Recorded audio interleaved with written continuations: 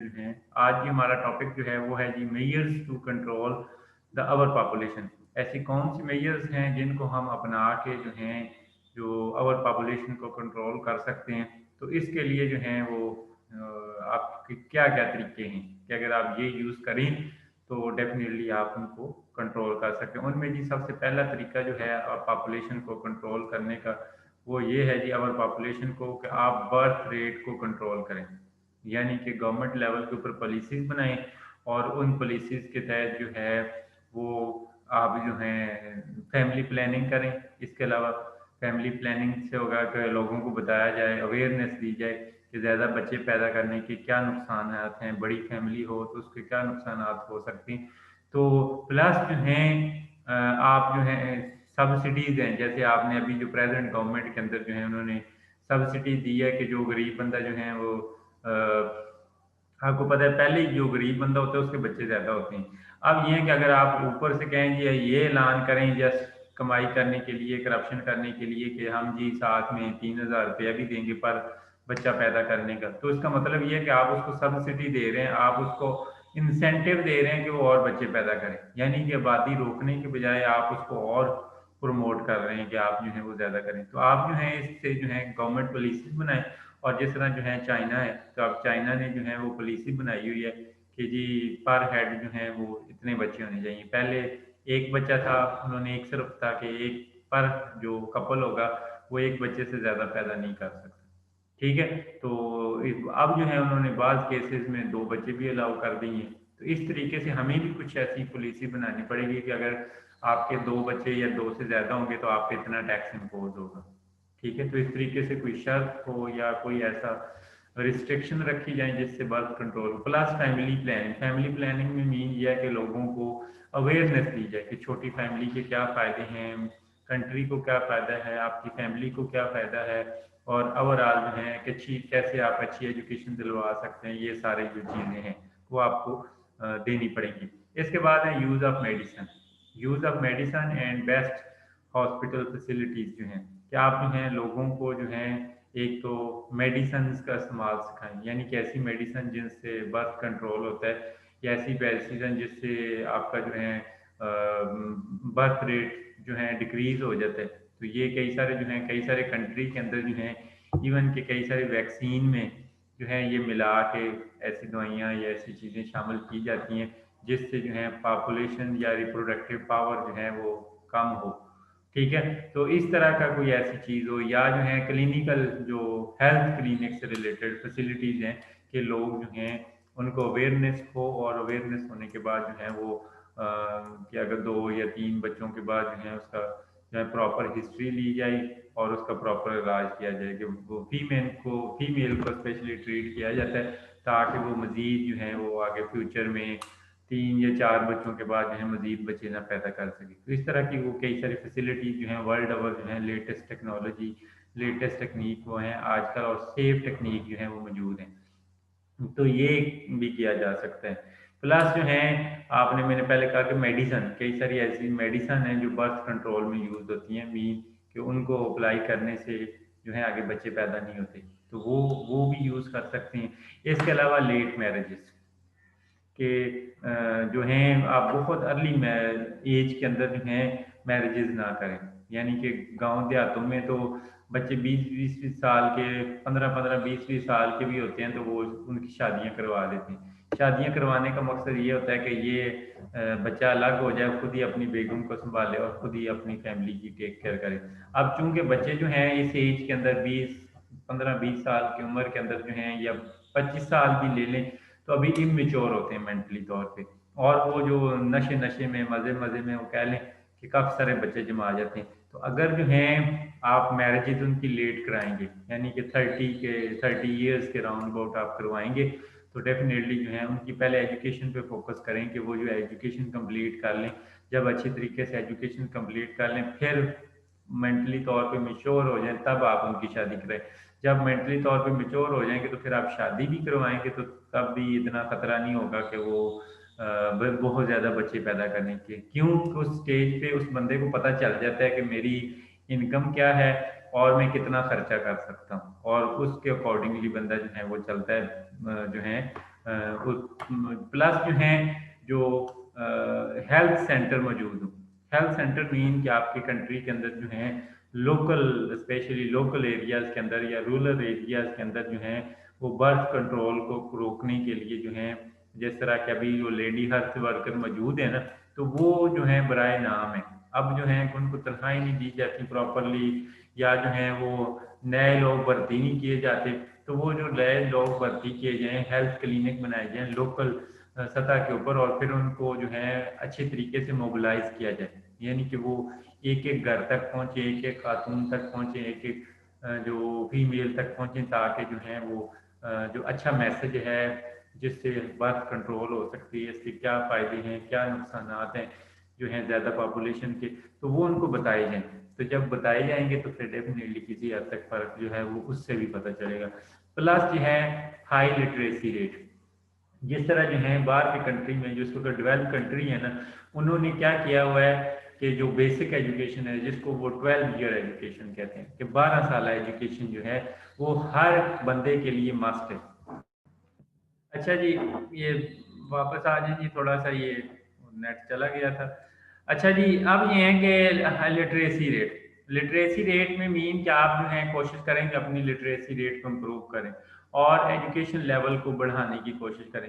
जब आपका literacy rate ज़्यादा होगा तो डेफिनेटली जो है आपके जो हैं इससे जो है प्रॉब्लम जो है वो कम आएंगे। क्यों?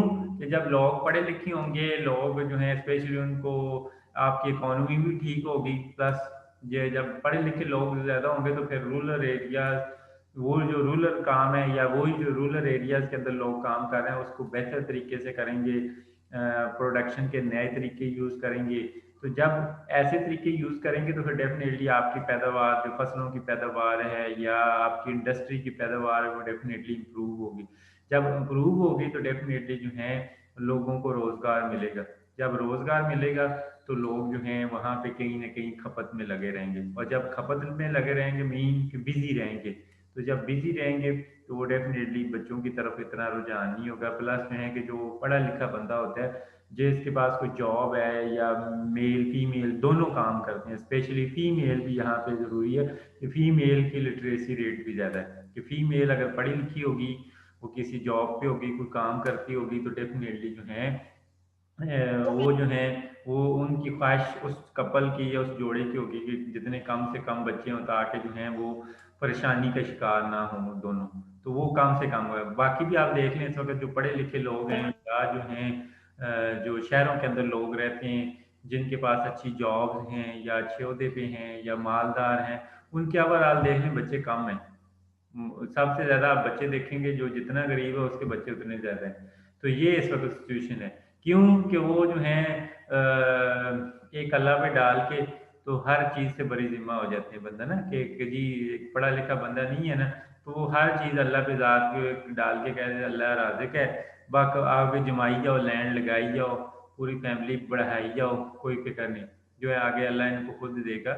मगर वालदेन की भी एक देखें ना, एक बच्चा जमाते हैं या पैदा करते हैं तो वालदेन की भी कुछ जिम्मेदारी हैं, और वो कुछ जिम्मेदारियां अगर इंसान सही तरीके से पूरी करे ना, तो फिर डेफिनेटली उसकी ख्वाहिश ये नहीं होगी कि 15-15 20-20 या 10-10 जमाए, फिर उसकी कोशिश ये होगी कि जितने थोड़े हों और ताकि उनकी तरबियत अच्छी हो। क्योंकि वालदेन ने जब तक एक बच्चा सन बुलूगत को नहीं पहुंच जाता, उसकी बड़ी सारी जिम्मेदारियां रखी हैं कि उसको अच्छी तालीम दिलाई जाए, उसकी अच्छी जो है उसको जो है अखलाकियात सिखाई जाएँ, अच्छी जो है दीनी तालीम दी जाए, अच्छी जो है दुनियावी तालीम दी जाए, दुनियावी हुनर सिखाए जाएँ।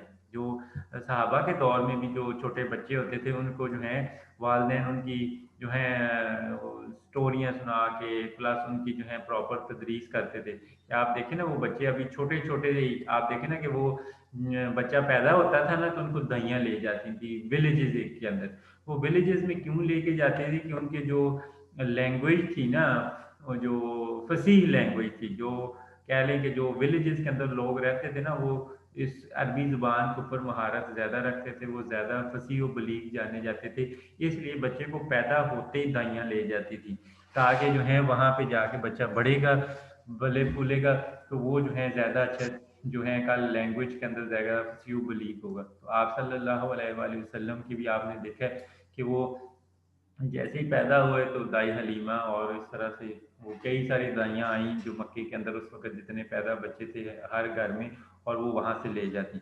उनको 5-6 साल रखती और उनको जो है उनका खर्चा दिया जाता उनको, और जब वो बच्चा 5-6 साल का हो जाता, बेसिक जो है वो चीज़ें समझ लेता, तो फिर उसको ले आते वापस शहर के अंदर जो है। तो वो इस तरह की सिचुएशन थी कि उस दौर में भी तलीम और तरबियत का ख्याल रखा जाता है। ये नहीं था कि वैसे ही पैदा किया और छोड़ दिया। ये जैसे पाकिस्तान के अंदर सिचुएशन है जिसकी वजह से प्रॉब्लम हमें आ रहे हैं। इसके अलावा जो है वीमेन, वीमेन का जो है इस वक्त बड़ा रोल है। वीमेन जो है इस वक्त पाकिस्तान की आबादी का 52% वीमेन है, यानी कि 48% जो है मेल हैं और 52% जो है वो फीमेल्स हैं। जब 52% फीमेल्स हैं तो उनमें से सिर्फ और सिर्फ जो है 100% में से कह लें कि 100 में से 29 वीमेन वर्किंग है, यानी कि एक्टिव है, वो किसी न किसी इकोनॉमिक एक्टिविटी में कुछ ना कुछ थोड़ा बहुत काम कर रही हैं। मगर बकाया कह लें कि ये 71% वीमेन जो हैं वो इनएक्टिव है। इनएक्टिव का मतलब कि वो कोई इकोनॉमिक ग्रोथ के अंदर कोई रोजगार कोई इकोनॉमी को सेट करने में नहीं है, बल्कि वो क्या है, बोझ है, यानी कि डिपेंडेंट है ऑन मेल, अपने भाइयों पे, अपने शोहर पे, अपने वालदेन पे, किसी न किसी तरीके से जो है वो विमेन जो है वो डिपेंडेंट है। अगर इन वेमेन को अच्छी एजुकेशन दी जाए, अच्छा टेक्निकल स्किल्स जो है वो सिखाई जाएँ, हमारी एजुकेशन जो है वो इंडस्ट्री के साथ लिंक हो। इंडस्ट्री के साथ जब लिंक हो तो मीन जो 12th ईयर एजुकेशन हर बच्चे पे मस्ट हो कि हर बच्चे ने कम से कम जो है 12th ईयर एजुकेशन लाजमी लेनी है। जो नहीं हो उसको जुर्माना किया जाए, उस फैमिली को जुर्माना किया जाए जो बच्चे को कम से कम 12 ईयर तक ना पढ़ाए। और फिर जो है उसके बाद जो है जब अच्छी स्किल्स होंगी किसी वेमेन के पास भी, तो वो डेफिनेटली किसी न किसी सेक्टर पे कुछ ना कुछ, इवन के वो घर भी बैठेगी तो कुछ ना कुछ डेफिनेटली वो किसी न किसी तरीके से अपना कमाई का जरिया बना सकती है। आज लोग जो हैं जो थोड़ा बहुत जानते हैं वो ऑनलाइन बड़ा सारा काम कर रहे हैं। तो अगर इस तरीके से वीमेन को भी शरीक किया जाएगा तो फिर डेफिनेटली हमारी इकोनॉमी ठीक होगी, हमारे घरों के हालात ठीक होंगे। तो ये लोग जो हैं वो जो पावर्टी में पिस रहे हैं वो कम से कम उस स्टेटस से निकलेंगे और हमारा जो कह लेंगे ओवरऑल कंट्री की जो सूरत हाल बेहतर होगी। फैमिली प्लानिंग, फैमिली प्लानिंग जो है ये गवर्नमेंट जो है प्लान्स होते हैं, 5 ईयर्स प्लान होते हैं, ये गवर्नमेंट जो है मुख्तलिफ जो है ग्रोथ रेट को कंट्रोल करने के लिए मुख्तलिफ पॉलिसी अपना रही है। तो जब हम छोटे थे हम देखते आते थे कि हर गवर्नमेंट ये पॉलिसी अपनाती थी। अब भी वो अदारे हैं सही, मगर सिवाय वो वैक्सीन पिलाने के वो लेडी हेल्थ वर्कर का कोई काम नहीं। कि जब कहीं पोलियो वगैरह आ गई 2 साल बाद कहीं उसका कोई कोर्स करवाना है तो वो 3 दिन लेडी हेल्थ वर्कर ने पोलियो के कतरे पिला देने, अदरवाइज और कोई काम नहीं है लेडी हेल्थ वर्कर का यहाँ पे। तो अगर जो है उनको जो इतनी बड़ी फौज आपने भर्ती की हुई है तो उस बड़ी फौज को जो है वो टास्क दी और उनकी जो है परफॉर्मेंस जो है वो चेक हो मंथली बेसिस पे, 6 महीने के बाद, साल के बाद उन्हें मंथली चेकअप हो बकायदा, उसके ऊपर जो है प्रॉपर अच्छे काबिल लोग लगाए जाएँ ऐसे ऊपर जो एडमिनिस्ट्रेटर है, और वो जो है ऐसे डिपार्टमेंट जो है जैसे लेडी हेल्थ वर्कर का ये जो है या हेल्थ डिपार्टमेंट का ऊपर जो है काबिल लोग होंगे, तो वो प्रॉपर चेक एंड बैलेंस बनाएं उसका कि जो काम कर रही है लेडी हेल्थ वर्कर या जो बंदा काम कर रहा है ठीक है उसको रखा जाए, जो नहीं कर रहा है सिफारशी भर्ती हुआ है बस काम नहीं कर रहा है बस बैठे हुए हैं तनख्वाही ले रहे हैं, ऐसे लोगों को फारग किया जाए। जब फारग किया जाएगा तो लोगों में हर डिपार्टमेंट के अंदर चाहे कोई भी हो तो फिर एक अवेयरनेस पैदा होगी लोगों के अंदर जो है एक जो है परफॉर्मेंस बेस्ड का कंपटीशन होगा कि अगर हम काम करेंगे तो रहेंगे आगे भी जाएंगे तरक्की भी होगी, और अगर काम नहीं करेंगे तो फारग है हमें नौकरी भी नहीं मिलनी, फ्री हमें गवर्नमेंट ने जो है वो पैसे नहीं देने। इस तरीके से आप बाहर के मुल्कों में चले जाएं कोई फारग बंदा लोग भर्ती नहीं करते, ठीक है, सिर्फ जो इसने काम है जो काम है उस काम के लिए लोग भर्ती करते। Increase in employment, increase in employment जो है कि न्यू जो है जैसे चाइना देखें ना, चाइना आप मोबाइल जो है कोई मुख्तलिफ फैक्ट्री लगाई हुई है, अब वो फैक्ट्री जो है वो क्या करती हैं कि वो आए दिन नई चीज़ें देखती हैं, नए प्रोडक्ट देखते हैं कि इस वक्त लोगों की क्या डिमांड है, क्या चाहिए, क्या इस वक्त सिचुएशन है, क्या चीज़ और इजी और सस्ती प्राइस में चीज़ें जो है वो अवेलेबल, उसके अकॉर्डिंगली वो रोज़ नई सैकड़ों नई चीज़ें पैदा करते हैं। और वो पूरी दुनिया को प्रोवाइड करते हैं। तो ऐसे जो है अब हमें जो है, हम एग्रीकल्चर बेस्ड कंट्री हैं, बड़ी सारी चीज़ें जो हैं, फ्रूट्स हैं, वेजिटेबल हैं, बड़ी सारी चीज़ें पैदा करते हैं। तो उनकी जो है प्रोसेसिंग में, उनको उनकी वैल्यू एडिशन करके, या जो है कई छोटे छोटे ऐसे बिजनेस हैं कि अगर लोगों को प्रॉपर एजुकेशन दी जाए, टेक्निकल स्किल दी जाए, इंडस्ट्री बेस्ड तालीम जो है, 12 सारा एजुकेशन हर बंदे को दी जाए, तो वो डेफिनेटली कोई ना कोई छोटा मोटा कारोबार, चाहे बड़ा ना हो, छोटा भी करके, तो वो जो है उसको प्रोग्रेस दे सकता है। फिर उसको जो है वर्ल्ड ओवर अगर उसको अच्छी स्किल्स, कंप्यूटर बेस्ड स्किल दी हैं 12 ईयर एजुकेशन तक, तो वो जो है उन्हीं स्किल्स को यूज़ करके वो अपना बिजनेस पूरी दुनिया में फैला सकते हैं, ना सिर्फ पूरे पाकिस्तान में। आई देखें ना, ऑनलाइन छोटे छोटे बिजनेस हैं, और बाद का आप देखें पूरे मुल्क में फैले हुए हैं, ठीक है। और बाद का कई ऐसे बिजनेस हैं पूरी दुनिया में फैले हुए हैं, ठीक है। तो वो छोटे छोटे ऑनलाइन जो है पूरी दुनिया से जो है वो लोग पैसा कमाते हैं। तो वो जो है उनको ट्रेनिंग अगर ये है कि प्रॉपर दी जाए, जब प्रॉपर ट्रेनिंग दी जाए, और उनको उस तरीके से क्या होगा, एम्प्लॉयमेंट जो है इंक्रीज होगी, और बेरोजगारी कम होगी, पावर्टी कम होगी, और लोग बिजी होंगे कहीं ना कहीं पे। जब बिजी होंगे तो बच्चे कम पैदा होंगे, जब बिजी नहीं होंगे, फारग होंगे, घरों में बैठे होंगे, फिर एक ही वो कह लें कि मज़ा या नशा या काम, एक ही काम रह जाता है, फिर वही है कि बच्चे पैदा करना।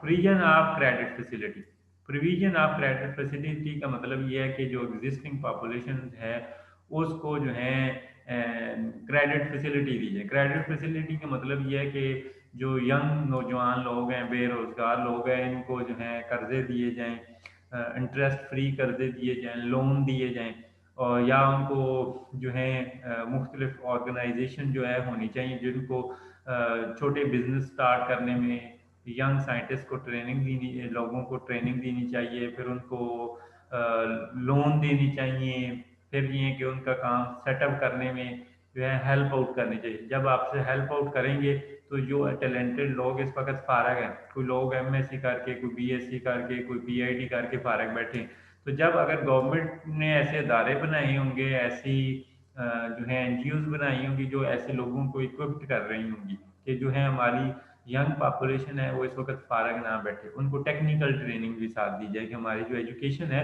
उसको, मैंने कहा कि इंडस्ट्री, जितनी भी इंडस्ट्री है ना पाकिस्तान में, जहाँ जहाँ जैसे बिहाड़ी में है तो बिहाड़ी में जितनी इंडस्ट्री है उसको जो है बिहाड़ी में पाए जाने वाले जो अदारे हैं उनके साथ लिंक्ड कर दिया जाए, ताकि जो इंडस्ट्री में काम हो वहाँ पे मजदूर ना भर्ती किए जाए, बल्कि क्या हो, यही तबका जो है वहाँ पे जाके स्टूडेंट जो है पार्ट टाइम में शिफ्ट्स के अंदर जो है वो काम भी करें, और वो उनको पे भी करें। और जब यही लोग जो हैं ड्यूरिंग अपनी एजुकेशन जो है पढ़ेंगे भी, और वो काम हाथ से करेंगे भी, लर्न भी करेंगे, तो वो चीज़ें सीखेंगे।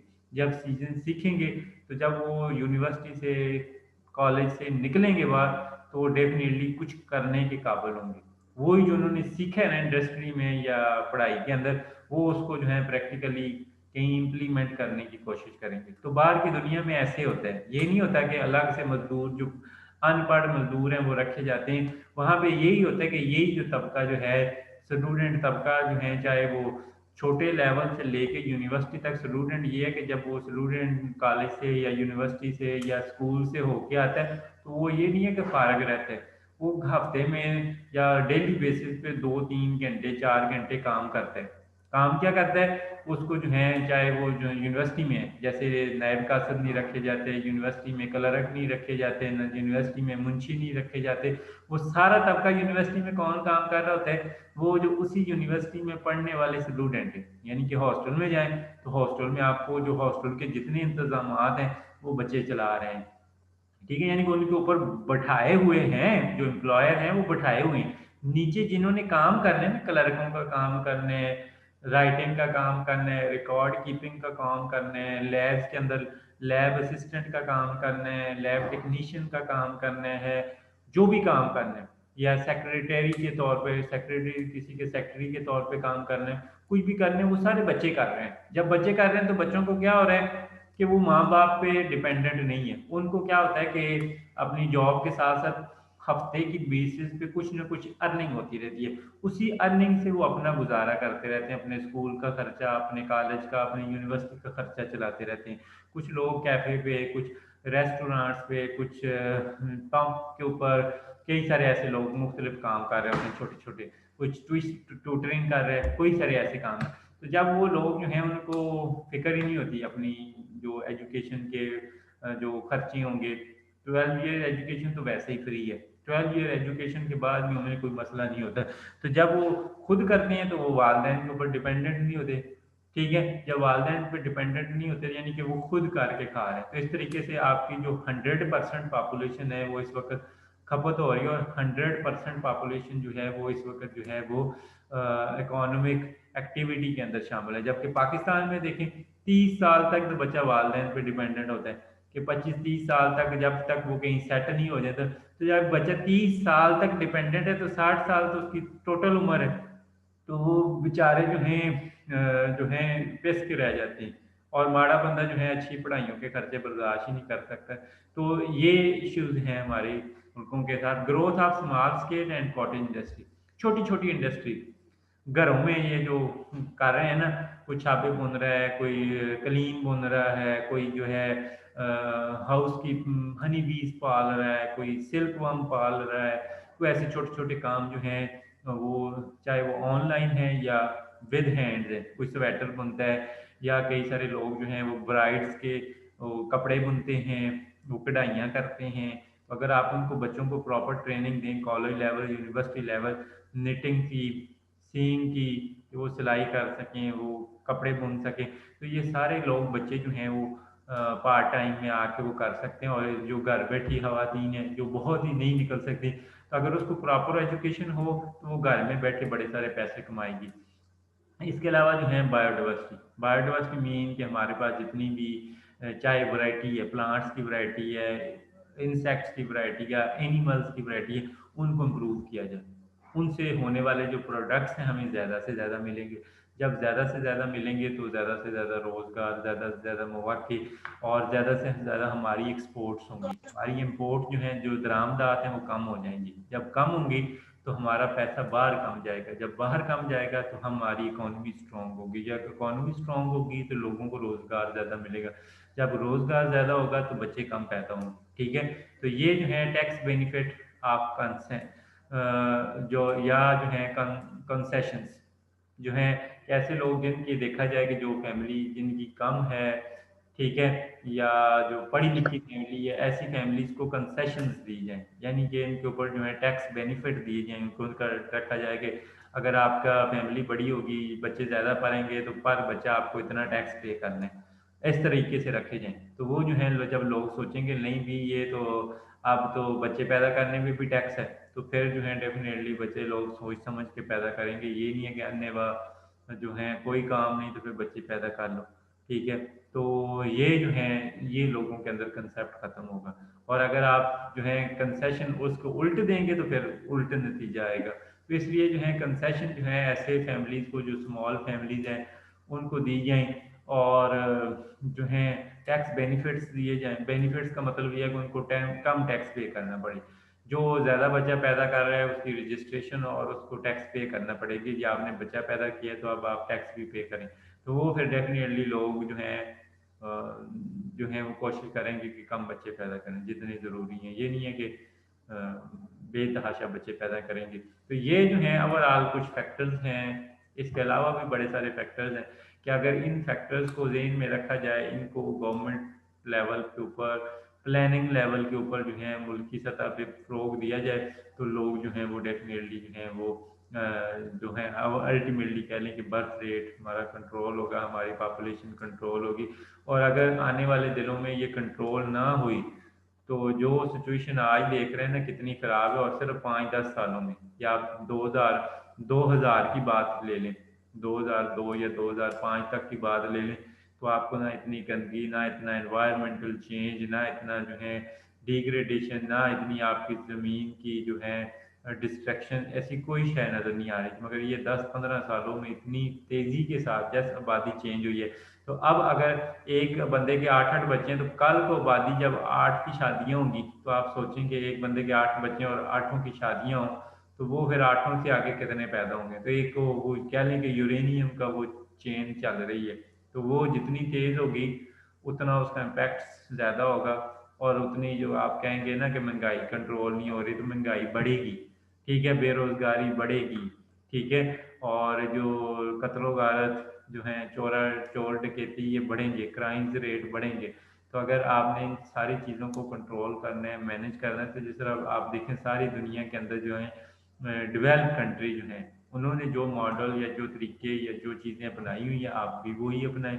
आपको उनसे सेपरेट तो नहीं है। तो जब आप भी अपनाएंगे तो डेफिनेटली जो है जो आने वाले दिनों में आप भी एक बड़ी इकोनॉमी के तौर पे एक जो है अच्छी कंट्री के तौर पे, मगर ये कि पढ़ी लिखी जो होगी, तो जब लोग पढ़े लिखेंगे ज़्यादा, तो फिर ये करप्शन, चोरी डकैती ये भी कम होगी, ये रोज़ का रोना रोना फिर ये कम होगा। तो इसलिए जो है आपको इन चीज़ों पे फोकस करने की ज़रूरत है। अगर आप ये फोकस करें तो स्पेशली जो है आप लिटरेसी रेट के ऊपर इसको जो है कोशिश करें, लोगों का स्टैंडर्ड इम्प्रूव करने की। स्टैंडर्ड इम्प्रूव कब होगा? जब थोड़े फैमिली मेंबर होंगे। अगर फैमिली मेंबर ज़्यादा और कमाने वाले थोड़े हैं, तो डेफिनेटली वो बंदा लाख भी कमा ले तो महंगाई तो बढ़ रही है। आप पिछले साल को के रेट्स और इस साल के कंपेयर करके देख लें, ज़मीन आसमान का फ़र्क है। जो पूरा 100 रुपए कीमत बढ़ गई और आपका रुपए की कदर नीचे से नीचे जा रही है दुनिया के में। तो आप इसके मुकाबले में दुनिया में भी तो मुल्क हैं, दुनिया में भी कोरोना आया, हर शय हुआ, तो आप क्या देखें, क्या उनकी सिचुएशन ये है। यूरोप में सारे कंट्री हैं, छोटी छोटी कंट्री, और उनमें आप देखें क्या उनकी सिचुएशन ये है। और जितनी भी डेवलप कंट्री किसी को भी उठा के देंगे, और फिर अगर आपने दुनिया में आगे बढ़ना है तो फिर आप देखें, एक तो पॉपुलेशन कंट्रोल करनी पड़ेगी, प्लस ये है कि उस पॉपुलेशन को रोजगार देना है, एम्प्लॉयमेंट देना है, अच्छे मौके देने हैं, लिविंग स्टैंडर्ड अच्छा देना है। तो फिर जो उन्होंने काम किए हैं, जो तरीके अपनाए हैं, जो टेक्नोलॉजी अपनाई है, जो उन्होंने किए हैं, जैसे जैसे किए हैं वैसे वो भी आप भी अपना लें। कि अगर उन्होंने लिटरेसी इंप्रूव करके किए हैं, आप देखें ना, इसराइल छोटा सा मुल्क है, थोड़े से लोग हैं, मगर वो आज पूरी दुनिया ने मुसलमानों को ना एक साइड और वो एक साइड कंट्रोल नहीं हो रहे, ठीक है। वो वजह क्या है कि वो उनका लिटरेसी रेट उन्होंने रखा है कि जो पीएचडी किया हुआ है ना वो पढ़ा लिखा है, और हमने रखा है कि जो एक लाइन पढ़ लेता है उर्दू में तो वो भी पढ़ा लिखा है। जब ऐसा फर्क होगा, ऐसी लिटरेसी रेट होगी, तो फिर आप चाहे आपके 100% भी लिटरेट हो जाए ना, तो कोई फर्क नहीं पड़ने वाला दुनिया में।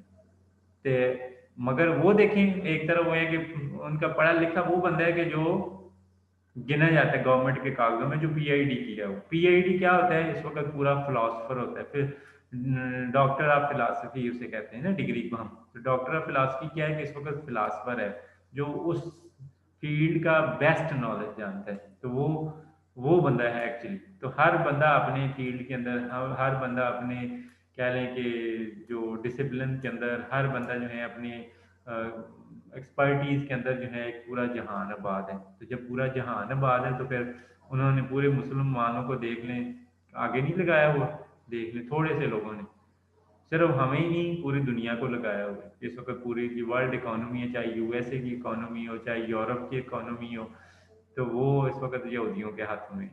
तो वो क्या है, उनकी ट्रेनिंग से ही है, उन्होंने सारी चीज़ें मैनेज की हुई हैं। ये नहीं कि आबादी बढ़ा लें तो यहूदी ज़्यादा हो जाएंगे तो दुनिया पे छा जाएंगे। ज़्यादा होने से कोई नहीं किसी की पावर का फ़र्क होता है, कि ये होता है कि वो है कैसा, इस वक्त उन जानता क्या है। दुनिया में अब देखें ना, छोटे छोटे कंट्री हैं मगर वो वेल डेवलप हैं, उनकी एजुकेशन पर लोग पढ़े हुए हैं, और वो जो हैं एक्सपर्ट्स हैं, हर बंदा अपनी ज़ात में एक एक्सपर्ट है, एक फील्ड का एक जहान आबाद है उसके अंदर। और यहाँ पे पाकिस्तान में देखें सिर्फ बच्चों के जहान आबाद है। तो ये आपको सोचना पड़ेगा, गवर्नमेंट को सोचना पड़ेगा, उसके अकॉर्डिंग जो पॉलिसी बनाएंगे तो ये चीज़ें कंट्रोल होंगी। जी, यहाँ तक कोई क्वेश्चन है तो जल्दी से पूछ लें, नहीं तो फिर अगला फिर लेक्चर हम स्टार्ट करते हैं। जी शाबाश।